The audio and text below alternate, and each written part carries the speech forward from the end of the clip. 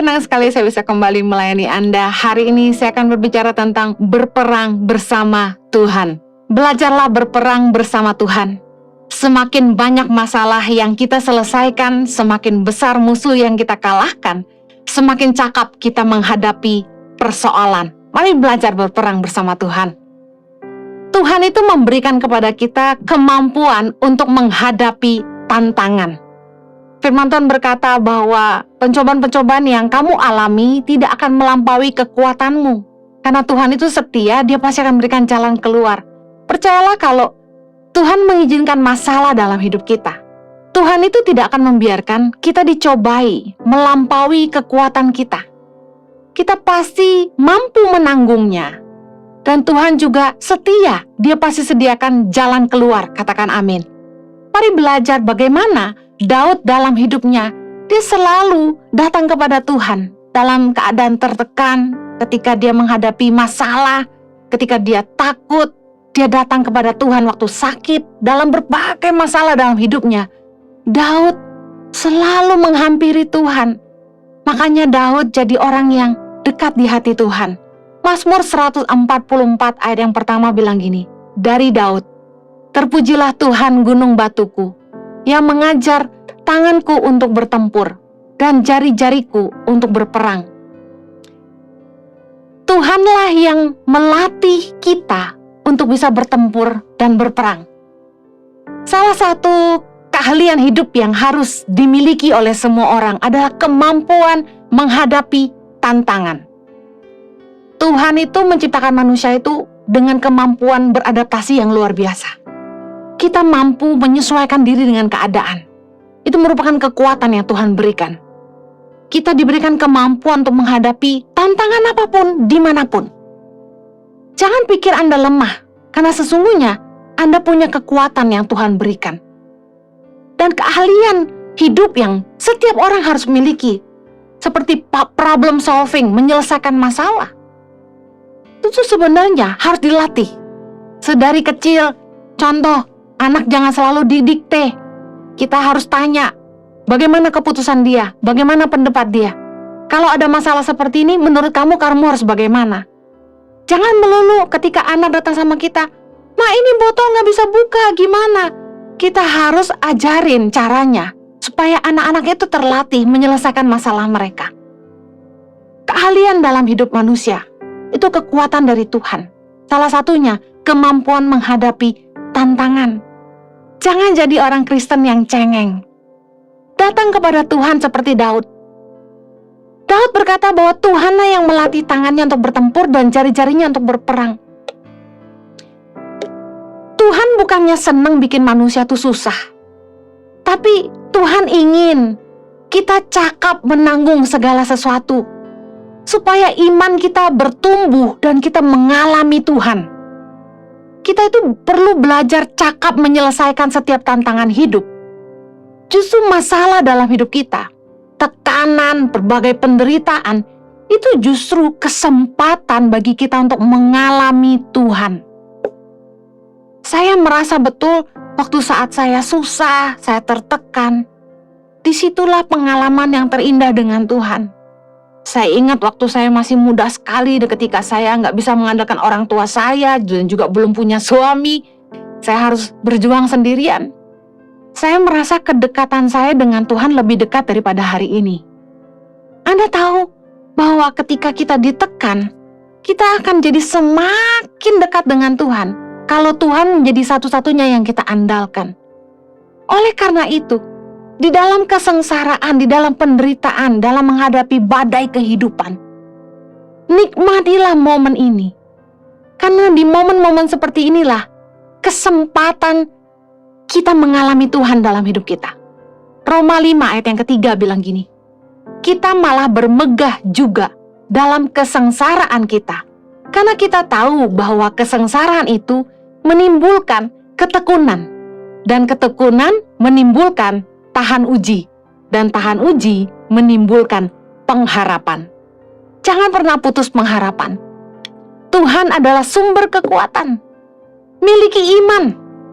Apapun yang terjadi dalam hidup kita, kalau kita percaya sama Tuhan, percayalah bahwa Tidak ada yang terjadi dalam hidup kita tanpa seizin Tuhan. Percayalah bahwa segala sesuatu di dalam kontrolnya Tuhan. Minta Tuhan berdaulat atas hidupmu.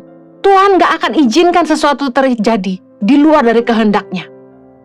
Saya percaya Tuhan itu sanggup mengubah niat jahat orang sekalipun untuk mendatangkan kebaikan bagi hidup kita. Seperti yang dialami oleh Yusuf dalam Kejadian 50 ayat 20. Kakak-kakaknya mereka-rekakan yang jahat kepada dia, tapi Tuhan ternyata mengubahnya jadi kebaikan. Dia menjadi orang yang berkuasa di tanah Mesir, yang kemudian menyelamatkan keluarga dan bangsanya. Saat kita menghadapi penderitaan, tentu tidak bahagia.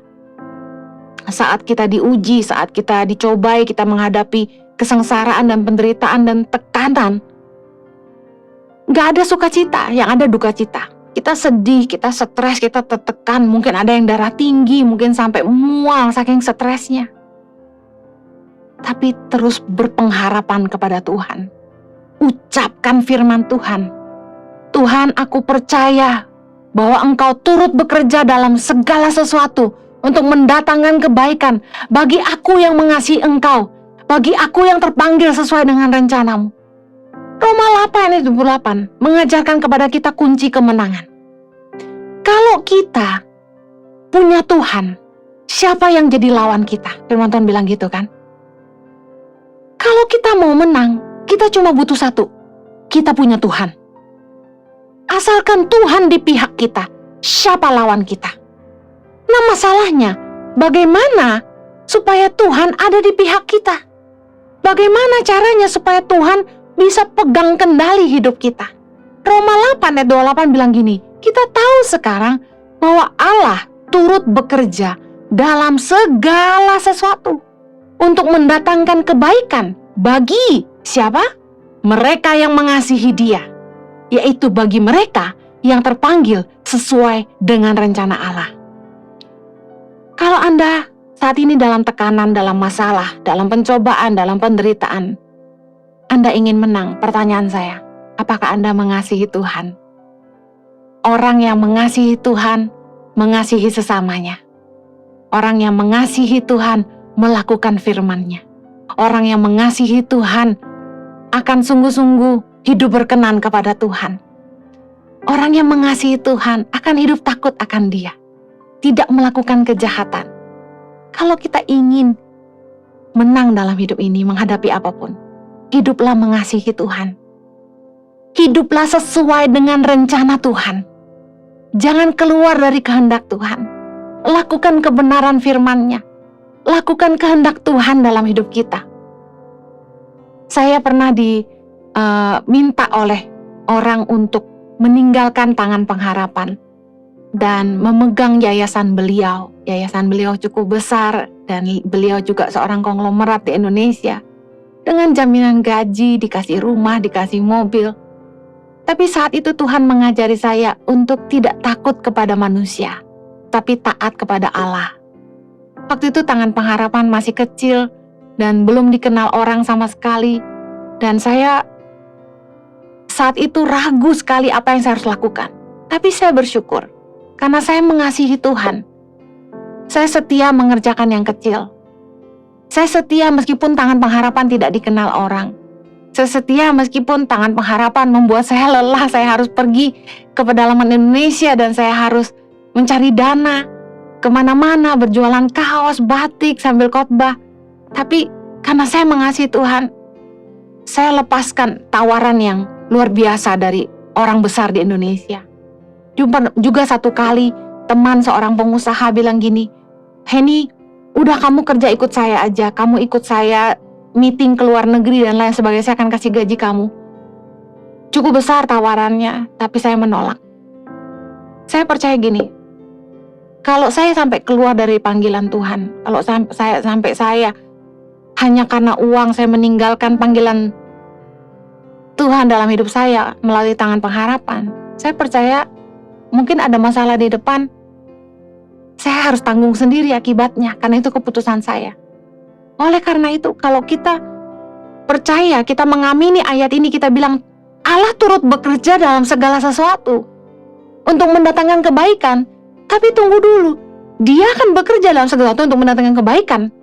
Tapi apakah kita mengasihi dia?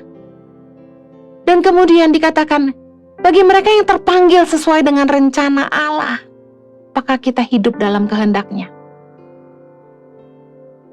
Penderitaan, tantangan, badai kehidupan mengajar kita tidak hanya jadi cakap berperang, mengalami Tuhan, tapi juga mengajar kita untuk mengandalkan Tuhan. Firman Tuhan berkata dalam Yeremia, diberkatilah orang yang mengandalkan Tuhan. Mazmur 46 ayat 1b berkata, Allah itu bagi kita tempat perlindungan dan kekuatan. Sebagai penolong dalam kesesakan sangat terbukti. Belajarlah mengandalkan Tuhan, sumber pertolongan hidup ini. Waktu kita menghadapi tekanan, waktu kita sedang menghadapi banyak tantangan, jangan panik, jangan tergesa-gesa buat keputusan apa-apa. Saya teringat firman Tuhan berkata, dengan tinggal tenang terletak kekuatanmu. Kenapa terletak kekuatan? Karena waktu kita tenang, kita jadi bisa berdoa. Waktu kita berdoa, kita sedang mengandalkan Tuhan. Dan kita sedang minta hikmat Tuhan untuk menyelesaikan masalah kita.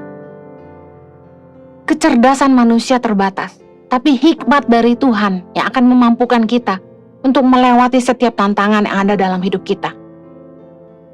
Kami sekeluarga mengalami bagaimana Tuhan pelihara kami dengan hikmat yang Tuhan berikan dalam hidup kami. Waktu kita berdoa, mintalah hikmat dari Tuhan bagaimana kita harus menyelesaikan masalah kita. Tuhan itu tempat perlindungan dan kekuatan, penolong dalam kesesakan sangat terbukti. Berapa kali kita ngelewatin masalah dalam hidup ini, berapa kali kita ngelewatin begitu banyak tekanan dan tantangan, dan Tuhan gak pernah tinggalkan kita, dan Tuhan setia menolong kita. Tuhan yang melepaskan kita dari semua permasalahan yang membelenggu kita. Tuhan yang membuat kita dibebaskan dari semua hutang kita. Tuhan yang membuat kita bebas dari rasa sesak.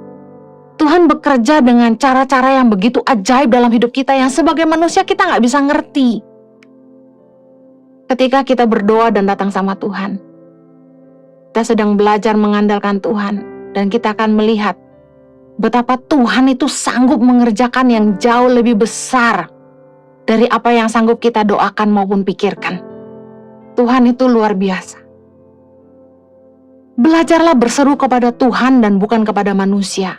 Kebanyakan orang Kristen ketika punya masalah, selalu cari tempat pelarian, selalu cari tempat curhat, entah teman, entah pendeta. Fanatik sekali kepada konseling. Saya tidak bisa bilang konseling tidak boleh, tapi saya bilang gini, konseling belum tentu menyelesaikan masalah. Dalam hidup saya, jarang sekali saya konseling. Hampir dibilang tidak pernah. Dalam beberapa tahun terakhir ini, saya melatih diri saya, kalau ada masalah, lari ke Tuhan aja. Karena manusia belum tentu bisa dipercaya. Pendapat manusia, pandangan manusia, belum tentu paling benar. Orang yang kita ajak cerita, belum tentu peduli sama hidup kita. Nasihat mereka belum tentu yang terbaik. Tapi hikmat yang dari Tuhan. Tuhan tuh yang paling mengerti dan paling peduli hidup kita. Dan ketika kita datang sama Tuhan, Dia mencintai kita. Dia akan kasih kita hikmat dan jalan keluar. Dan luar biasa sekali bagaimana Tuhan menuntun hidup saya sampai hari ini. Pengalaman kita sama Tuhan itu nggak tergantikan. Kita akan ngalamin Tuhan yang hidup. Ya nggak cuma kita baca kisah-kisah perbuatannya di Alkitab, tapi kita alami sendiri. Saya bisa cerita banyak bagaimana Tuhan bekerja dalam hidup saya. Ini yang dialami Daud juga. Dalam 1 Samuel 17 ayat 37. Pula kata Daud, Tuhan yang telah melepaskan aku dari cakar singa dan dari cakar beruang, Dia juga yang akan melepaskan aku dari tangan orang Filistin itu. Daud ngalami bagaimana Tuhan telah melepaskan dia dari cakar beruang, dari cakar singa. Bayangkan, Daud itu kecil, bagaimana bisa ngelawan singa dan beruang. Tapi Daud ngalami penyertaan Tuhan. Karena itulah ketika menghadapi bangsa Filistin, Goliat yang begitu besar raksasa di hadapannya, Daud tidak takut. Karena Daud punya pengalaman iman. Waktu kita menghadapi masalah, kita perlu bangkitkan iman kita. Ingatlah perbuatan Tuhan di masa lalu. Kalau Tuhan pernah tolong kita, Dia akan tolong kita lagi. Terlalu banyak perbuatan Tuhan, kita seringkali melupakan dan tidak lagi menceritakan bagaimana Tuhan tolong kita. Tapi kita perlu ingat itu. Iman Daud bertumbuh karena ia biasa menghadapi tantangan dan Daud mengalami banyak pertolongan Tuhan. Kita akan semakin bertumbuh dalam iman kalau kita mengalami pertolongan Tuhan. Karena itulah Tuhan mengizinkan kita melewati badai kehidupan. Pakai kesempatan ini untuk sungguh-sungguh berseru kepada Tuhan dan mengalami Dia. Siapa sih yang gak punya masalah hari-hari ini? Kita semua menghadapi banyak tantangan di masa-masa sulit ini. Tapi jangan izinkan kekhawatiran memerintah pikiran kita. Jangan izinkan kekhawatiran akan hal-hal yang belum tentu terjadi menguasai hati dan pikiran kita. Jangan sampai iman kita dikalahkan oleh ketakutan. Kita sudah mengalami kebaikan Tuhan. Kita bilang kita percaya bahwa Tuhan sanggup melakukan segala kemustahilan. Mari minta Tuhan terlibat. Jangan takut. Mazmur 116 ayat 7. Ketika Daud mulai takut, mulai khawatir, ini yang dia katakan. Kembalilah tenang hai jiwaku, sebab Tuhan telah berbuat baik kepadamu. Kalau Tuhan pernah menolong kita di masa-masa yang lalu, Tuhan sanggup tolong kita lagi hari ini. Tuhan itu setia, Dia tidak pernah ingkar janji. Seringkali waktu iman kita lemah, kita perlu mengingatkan kepada jiwa kita akan kebaikan Tuhan. Mazmur 103 ayat yang kedua berkata gini, pujilah Tuhan hai jiwaku, dan janganlah lupakan segala kebaikannya. Seringkali kita mulai jauh sama Tuhan, kita lemah, dan kita mulai melupakan Tuhan. Kita harus mengingatkan jiwa kita, pujilah Tuhan hai jiwaku, dan janganlah lupakan segala kebaikannya. Manusia itu cenderung suka lupa sama kebaikan Tuhan. Sama kebaikan orang juga kita gampang lupa, apalagi sama Tuhan. Kita terus ingatkan jiwa kita. Jangan takut. Kalau Tuhan pernah tolong saya, Tuhan akan tolong saya lagi. Tenanglah hai jiwaku. Jangan lupakan kebaikannya. Tuhan telah berbuat baik kepadamu. Ayo ingatkan jiwa kita. Waktu hubungan rumah tangga mulai hambar, ingatkan dirimu bagaimana pengorbanan istri, pengorbanan suami, bagaimana mereka mengasihi engkau. Kalau kita ingat masa-masa sulit, biasanya hati kita akan terasa lebih hangat terhadap pasangan kita. Karena bagaimana pasangan kita dan kita berjuang sama-sama, bagaimana pasangan kita berkorban untuk kita. 1 Petrus 4 ayat 7 jadi rema yang Tuhan berikan buat saya. Kesudahan segala sesuatu sudah dekat. Karena itu kuasailah dirimu dan jadilah tenang, supaya kamu dapat berdoa. Keadaan ini yang kita hadapi hari-hari ini gak mudah. Tapi kita harus belajar menguasai diri kita dan jadi tenang. Kenapa kita harus tenang? Supaya kita bisa berdoa. Kita nggak bertindak gegabah, tapi kita belajar mengandalkan Tuhan. Minta pimpinan Roh Kudus. Minta hikmat dari Tuhan untuk menyelesaikan masalah yang ada di depan. Jangan mengandalkan kekuatan kita sendiri. Karena dalam tinggal tenang dan percaya, Yesaya 30:15 berkata, terletak kekuatanmu. Kita harus tenang dan percaya. Hiduplah mengasihi Tuhan. Hiduplah dalam rencananya. Lakukan kebenaran firman-Nya. Semakin banyak peperangan yang kita menangkan bersama Tuhan, semakin banyak kesempatan kita mengalami Tuhan dan iman kita bertumbuh bersama Tuhan. Mari kita berdoa. Bapa di sorga, hamba-Mu berdoa agar setiap umat-Mu yang mengalami tantangan, tekanan hari-hari ini, Tuhan, mereka boleh beroleh kekuatan dengan tinggal tenang dan percaya. Terletak kekuatan, Tuhan. Biarlah kami boleh belajar berperang bersama Tuhan, yang akan memberikan kami kekuatan, kemampuan menghadapi semua tantangan. Kami percaya Tuhan gak akan pernah meninggalkan kami. Tuhan pasti akan menyertai kami dan memberi kami kemenangan. Terima kasih Tuhan. Berkati umat-Mu agar mereka terus punya pengharapan dan iman mereka terus bertumbuh. Kami berdoa Tuhan, ada kekuatan yang dari Tuhan menghadapi setiap tantangan yang ada di depan. Demi nama Yesus kami berdoa. Amen.